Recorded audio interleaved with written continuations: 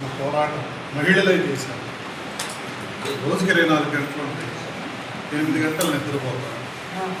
కానీ అక్కడ 16 గంటలు 18 గంటలు 20 గంటలు పని చేయించేవాళ్ళు. దానికి ఎదురు తిరిగి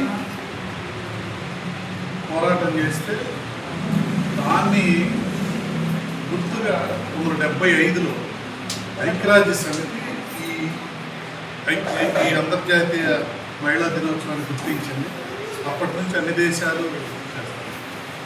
ఇతర దేశాల్లో మహిళల కోసం ఎవరేం చేశారో అట్లా వదిలేస్తే మన దేశంలో మాత్రం మొట్టమొదట మనకి మహిళల గురించి పనిచేసిన వారు మహాత్మా జ్యోతిబా పూలే, సావిత్రిబాయి.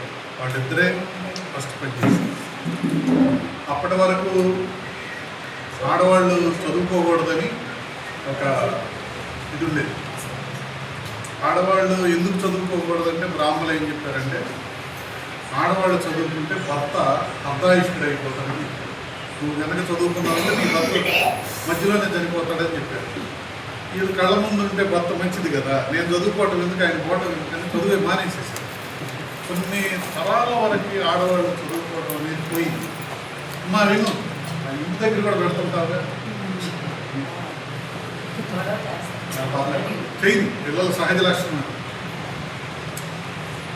అట్లా మొట్టమొదట జ్యోతిబా పూలే